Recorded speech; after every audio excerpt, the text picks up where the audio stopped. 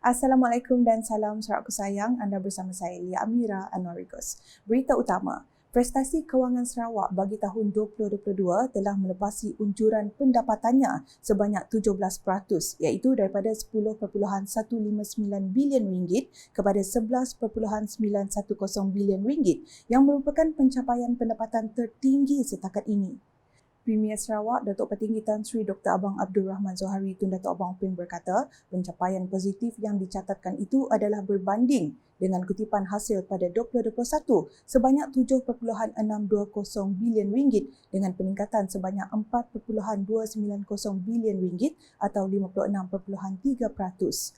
Menurutnya, tahun ini juga menandakan tahun ketiga strategi pembangunan pasca COVID-19 PCDS 2030 dan ekonomi Sarawak berkembang daripada 2.9% pada 2021 kepada anggaran 5.5% hingga 6.5% pada 2022. The Sarawak government implementing various measures under PCDS 2030 to stimulate the economy, increase our productivity, and to be competitive in the global market.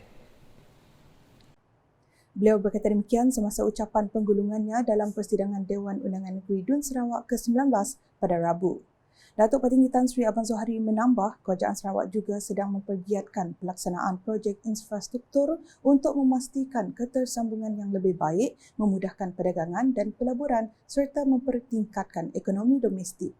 Jelasnya, ini adalah sangat kritikal untuk lebih berkembang menerusi inisiatif ekonomi bagi mewujudkan lebih banyak perniagaan dan pekerjaan berpendapatan tinggi untuk meningkatkan pendapatan rakyat Sarawak. Importantly, it will be inclusive and sustainable, and in the year 2023, our economy is projected to register between 5 to 6% growth. Dalam pada itu, Premier Sarawak memberitahu Kerajaan Sarawak telah merangka Pelan Tindakan Ekonomi Digital Sarawak 2030 atau Sarawak Digital Economy Blueprint 2030 sebagai hala tuju mentransformasikan ekonomi daripada ekonomi berasaskan sumber konvensional kepada ekonomi dipacu teknologi mampan. Jelas beliau, pelan tindakan tersebut mengutamakan 5 tonggak strategik yang antara lain melibatkan perihal mempercepatkan pendigitalan sektor ekonomi dan pengewangan data, memperkembangkan perniagaan digital, mengubah sektor awam untuk menyampaikan perkhidmatan yang cekap, selamat dan dipercayai serta meningkatkan kemudahan menjalankan perniagaan, penggunaan teknologi perbatasan dan juga membina asas untuk meningkatkan ketersediaan digital. Menurutnya, pelan tindakan itu akan dilaksanakan dalam 3 fasa iaitu fasa pertama pada tahun 2025 melibatkan aspek meningkatkan ketersediaan digital, fasa kedua pada tahun 2027 untuk mempercepatkan transformasi digital serta fasa ketiga iaitu menjadikan Sarawak sebuah negeri digital menjelang tahun 2030. By 2030, there shall be no distinction between digital economy and the economy as a whole. All segments of the economy, namely mining, agriculture and forestry, manufacturing, construction and services will be digitally driven using ICT and frontier digital technologies. All these initiatives will contribute approximately 20% to Sarawak GDP, amounting to 56.4 billion ringgit in 2030, creating more than 45,000 new high-paying jobs, with 80% of MSMEs adopting digitalization. Terdahulu, Premier Sarawak menerima kunjungan hormat daripada Duta Besar Republik Indonesia ke Malaysia, Bapa Hermono, di pejabatnya di Dun Sarawak. Bercakap ketika ditemui media selepas kunjungan hormat itu, Bapa Hermono memberitahu Kerajaan Sarawak dan Indonesia telah mencapai kesepakatan untuk menjalin kerjasama dalam rangka memanfaatkan potensi yang ada di negeri ini. Kita melihat bahwa Borneo dan Kalimantan ini memiliki huge potential ya, yang besar sekali yang belum lagi di unlock ya. Salah satunya adalah mengenai energi, mengenai food, dan tentu yang juga penting tadi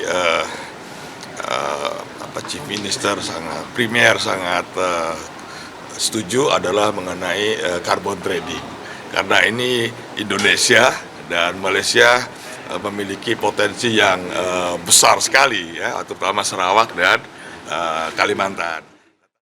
Menjelas lanjut, Bapa Hermono memberitahu Sarawak dan Indonesia akan saling bertukar pengetahuan dan pengalaman dalam memanfaatkan sumber daya alam secara berterusan.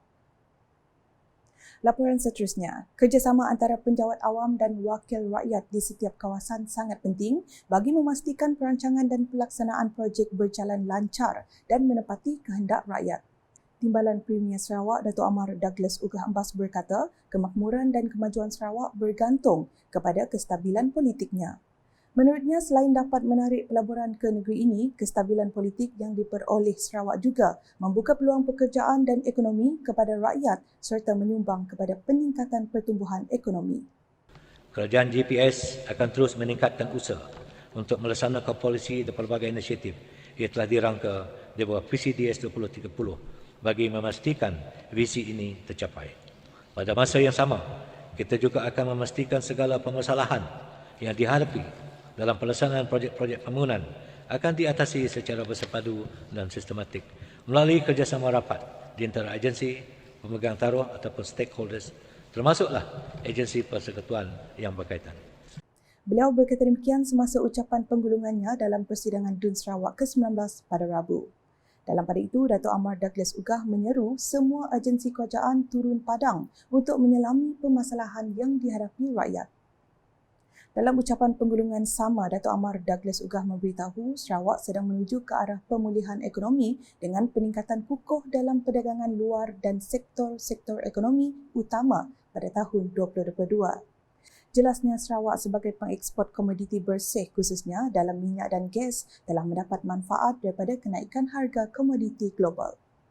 Our gross domestic product growth was estimated to improve from 2.9% in 2021 to a range of 5.5% to 6.5% in 2022.